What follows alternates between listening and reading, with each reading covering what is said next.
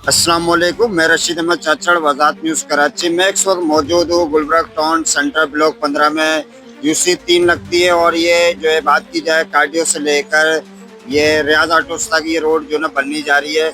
और इससे पहले भी ये रोड तकरीबन ये तीसरे साल में ये रोड दूसरी दफ़ा बन रही है, क्योंकि ये सेवरेज का निज़ाम यहाँ पे मीठे लाइन की पानी की लाइन आ रही है और सुई गैस की वजह से ये बार बार डिस्टर्ब होती है। क्या ये काम पहले मुकम्मल किए जा रहे हैं, उसके बाद ये रोड डाली जाएगी, या दोबारा रोड डालने के बाद दोबारा खुदाई की जाएगी, फिर दूसरे इदारे आएंगे जैसे वाटर बोर्ड है, स्वी गैस है या सेवरेज वाले आएंगे, वो दोबारा खुदाई करेंगे और दोबारा रोड की बेड़ा गर्क कर देंगे रोड का। पहले हुकूमत से यही गुजारिश है कि पहले जो ना ये निज़ाम पहले दुरुस्त किए जाएँ, जो कि सेवरेज का और वाटर बोर्ड का और स्वी गैस का, तो ये बार बार रोड नहीं टूटेगी और ना ये रोड खराब होगी। हम मस्जिद और आवाम से भी राय जानेंगे, आवाम क्या कहती है इस हवाले से। हमारा टाउन गुलबर्ग टाउन सेंट्रल है। गुलबर्ग टाउन ब्लॉक 15-9 इस एरिया में आपके सामने है। यहाँ पर मेरे ख्याल में अभी तक कोई काम नहीं हो पा रहा है, ना रोड के काम है ना गलियों के हैं। बहरहाल आप देखेंगे रोड तमाम टूटे फूटे हैं और उसकी वजह से मेरी आला काम से हिदायत भी है, तो मैं चाहता हूँ कि वो लोग जो है इस पे नजर सानी करें और इस एरिया को देखें। पहले काफी कुशादा हुआ करता था, साफ सुथरा, काफी इसमें जो ना बेहतरी थी। अब काफी गंदगी, आप देखें कि यहाँ पर झाड़ू नहीं लग रही, 15-15 रोज 20-20 रोज झाड़ू भी नहीं लगती और सफाई का भी मसाइल आते हैं। और दूसरा ये कि मैं आपके चैनल को देखता हूँ, लाइक करता हूँ, आप काफी मेहनत कर रहे हैं। अल्लाह पाक आपको सुरखरू करे। दस्तगीर नंबर 9 ये है और यहाँ पे सड़क क्या जो हाल है वो तो आप दिखा सकते हैं, दिखा दें दोनों तरफ से पता लग जाएगी क्या रोड की सूरत हाल है। और हर तरफ ही यही मसला है और हर गली में हर जगह जाए तो यही मसला है। आने हाँ वाले पूछते होंगे कि किस तरह आप बता। हाँ, पहचानते भी नहीं घर वाले। सर, आपके चैनल के हवाले से मैं पहले भी गुज़िश्ता वक्त में बारिश के दिनों में बात कर चुका हूँ और इन तमाम इलाके की अच्छी बातों को और जो जिस पर ध्यान नहीं दिया जा रहा उन बातों को मैं वाज़ेह कर चुका हूँ और मसाइल से मैं आगाह करता रहता हूँ। आपके चैनल के तवज्जुह से हमें ये फ़ायदा होता है, हम इलाक़े मकीन को के आगे जो भी इदारे हैं वो इसको सीरियस लेते हैं और काम करते हैं। माशाल्लाह आपकी काबिशों की वजह से आपने देखा होगा कि पहले यहाँ पर बड़ा मसला था सीवरेज का, वो हल हुआ अल्हम्दुलिल्लाह। और यहाँ पर जो है वो यूसी की तरफ से काम हुआ और उसको तकमील किया गया। अब रोड नहीं डल रहा, अब ये रोड का बड़ा मसला है, अब ये डिपार्टमेंट वाले जाने। मगर ये है कि मैं दरख्वास्त करूंगा कि इस रोड को भी जल्द से जल्द बनाएं। ये गड़ा अगर आप इनको दिखाएं आवाम को, तो ये गड़ा नुकसानदेह हो रहा है, हादसात का जो है सबब बन रहा है और इसका बुनियादा जो है आवाम भर भी है, जो टैक्स भी देती है अल्हम्दुलिल्लाह। तो इसको हल किया जाए। दूसरा, इस इलाके के हवाले से बहुत से मसाइल हैं जो हमारे मुंतज़मीन जो है यहाँ उनको पता है कि यहाँ पर कौन से मसले हैं। पानी का इशू है और रोड के इशू है, सीवरेज के इशूज है।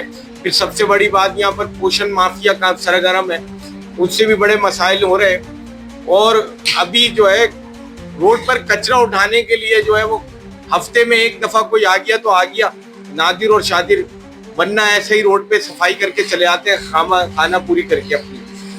और मसाइल जो है अवाम के, अगर अवामी रहनुमा हमसे रब्ता करें, जो भी नुमाइंदे हैं वो अगर हमसे रब्ता करें, आवाम से पूछें कि भाई क्या मसले हैं या जिसको हम हल कर सकते हैं अपनी महदूद तर वसाइल के अंदर रह के। हम नहीं कह रहे कि वसाइल आपके पास बहुत है, हम समझते हैं कि सिंध गवर्नमेंट ने आपको वसाइल नहीं दिए हुए और उस नाम पर जो है वो एक समझ लें ऊँट के मुंह में जीरा दिया हुआ है, तो हम इस बात को समझते हैं। मगर अगर हम हमारे साथ अगर कोऑपरेट करें, इलाकाई मकीन इस पर काम कर सकते हैं अच्छा, और हम आपके साथ ताउन कर सकते हैं कि ज़रूरी नहीं है कि ये शहरी इलाका हमारा अकेले का है भाई, इसमें सब मिलकर ही काम करेंगे। तो इसको मुद्देनजर रख के काम किया जाए और हम शाना बशाना काम करने के लिए तैयार हैं। और मेरी तमाम आला काम से और तमाम नाज़मीन से ये भी दरख्वास्त है कि हमारे मसाइल को फौरी हल किया जाए ताकि हम जिस नज़्ज़ो-ग़फ़्त में हैं इससे निकल सके। ये दस्तगीर 9 नंबर है फेडरल एरिया का और तकरीबन 10-12 साल से ये रोड बना नहीं है।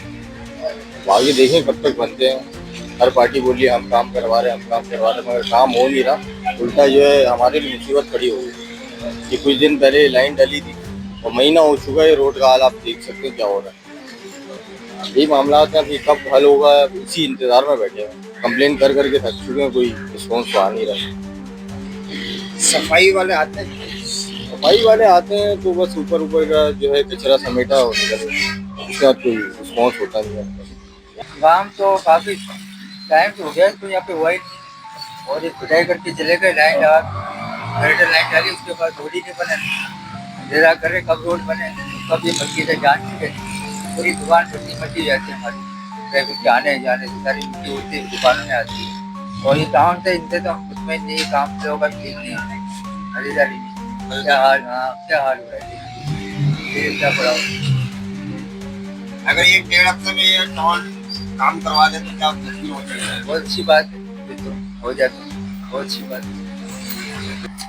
मैं आज आपको वो सूरत हाल बताऊंगा जो कि गुलबर्ग टाउन की और Dastagir block 15, block 9, block 14, block 2 Azizabad, block 3, block 4, block 8 के ये सूरत हाल बताऊंगा कि जो रोड है वो हाल है इस वक्त, क्योंकि 10-10, 12-12 साल से बजट तो निकलते रहे, रोडों की तमीर नहीं हो पाई, वैसी की वैसी खंडर बन चुकी हैं रोडें। और हमने जब आवाम से यहाँ पे व्यू लिए और आवाम के जिस मौजूद आवाम के साथ हमने बातचीत करी कि क्या सूरत हाल है अपने मोहल्ले की, उन्होंने ये कहा कि 15-15 साल, 10-10 साल से रोडें नहीं बनी, ना गंदी गलियाँ बन पा रही हैं, ना साफ गलियाँ बन पा रही हैं। जब रोडें बनती हैं, दूसरा इशू ये हो जाता है कि सीवरेज का निज़ाम सबसे ज़्यादा मुतासर होता है।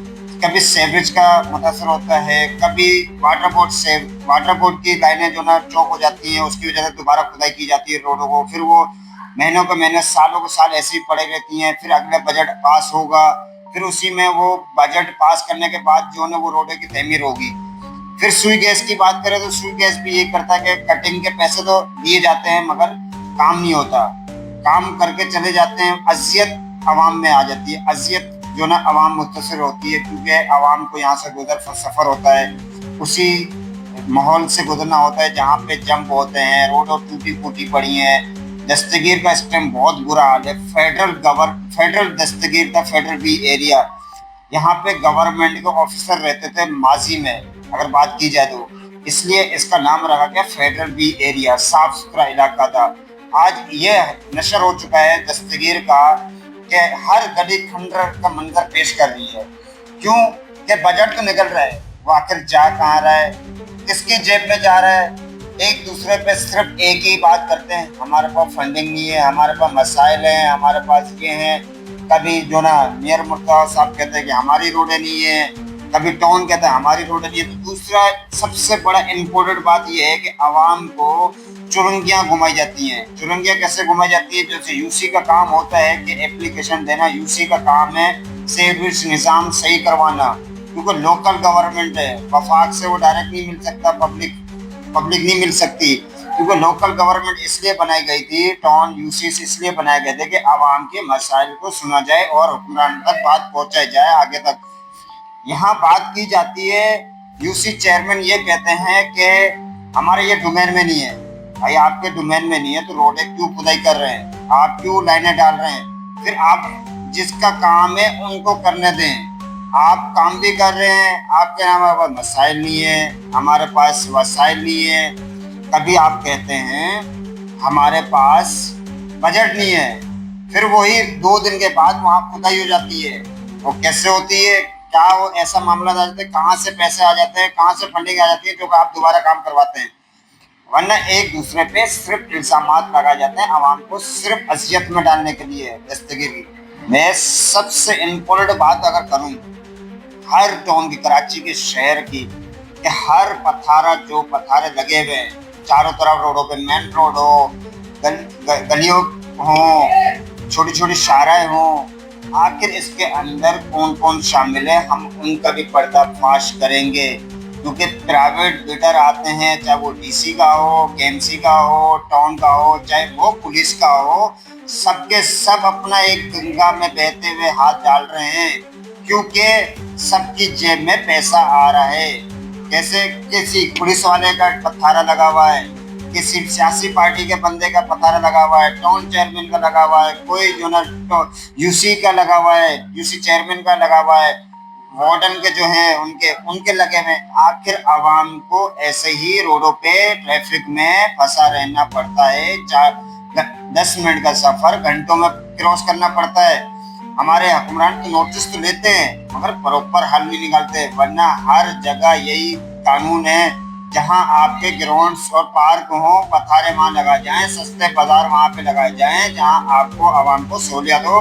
कमर्शियल पट्टियां दी गई थी एलएस की, मगर वहां पे आज वो रहायशी प्लॉट बन गए हैं, उसके ऊपर आखिर कौन काम करेगा।